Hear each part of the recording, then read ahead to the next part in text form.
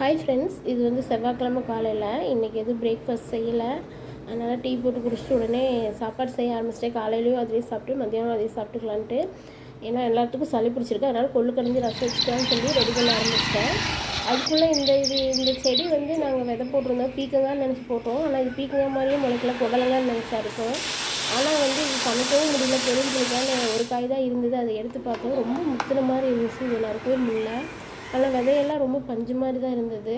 சரி, இது யூஸ் பண்ண முடியாதுன்ட்டு மறுபடியும் கொள்ளுக்கு வந்து ஒரு 150 கொள்ளில் வந்து ஒரு 2 சொம்பு தண்ணி ஊற்றி வேக வச்சுட்டு ரசித்து கொஞ்சம் தண்ணி எடுக்கணும்னு கொஞ்சம் மஞ்சத்தூள் உப்பு போட்டு 10 விசில் விட்டு எடுத்துக்கிட்டேன். அப்புறம் அந்த தண்ணியை வந்து ரசத்துக்கு கொஞ்சம் எடுத்து வச்சுட்டு ஒரு குண்டால் பருப்பு வேக வச்சதை எடுத்து வச்சுக்கிட்டேன். தக்காளி கம்மியாக இருந்தனால தான் 2 தக்காளி சேர்த்துனேன். அப்புறம் மறுபடியும் தக்காளி வாங்கிட்டு வந்ததுக்கப்புறம் 2 தக்காளி ரசத்துக்கு பச்சையாக போட்டுக்கிட்டேன் அந்த பருப்பு தண்ணியிலேயே.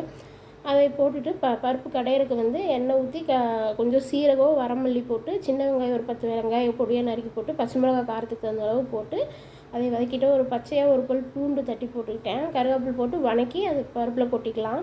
அதுக்குள்ளே சைடு பை சைடு வந்து நான் ரசத்துக்கு ரெடி பண்ண ஆரம்பிச்சிட்டேன். இப்போ பருப்புக்கு வந்து வெங்காய மிளகாய் வணங்கிருச்சு. அதை எடுத்து பருப்பில் கொட்டிட்டு ரசத்துக்கு வந்து 1 ஸ்பூன் சீரகம், 1 ஸ்பூன் மிளகு, ஒரு 5-6 பல் பூண்டு, கொஞ்சம் மல்லித்தலை இதெல்லாம் போட்டு அடிச்சு எடுத்துக்கிட்டேன். மறுபடியும் ரசம் தாளிக்கிறதுக்கு வந்து எண்ணெய் ஊற்றி கடுகு அப்படி தாளித்து வரமிளகா 2-3 கிள்ளி போட்டுட்டு இடித்து வச்சதை சேர்த்து நல்லா வதக்கிட்டு அது கூட பெருங்காயத்தூள் சேர்த்துட்டு புளி, தக்காளி எல்லாம் பருப்பு தண்ணியில் கரைச்சி வச்சு சேர்த்துட்டு உப்பு தேவையான அளவு போட்டு ரசம் ரெடி. கொஞ்சம் மல்லித்தலை தூவி இறக்குனா ரசம் ரெடி. அந்த வெங்காய மிளகா வதக்கி பருப்பில் கொட்டி அது கொஞ்சம் உப்பு போட்டு இதை வந்து நான் கடைய மாட்டேன், மிக்சியிலே பல்ஸ் மோடில் போட்டு ஒரு சுற்று விட்டு எடுத்துக்குவேன். அப்போ கரெக்டாக இருக்கும்.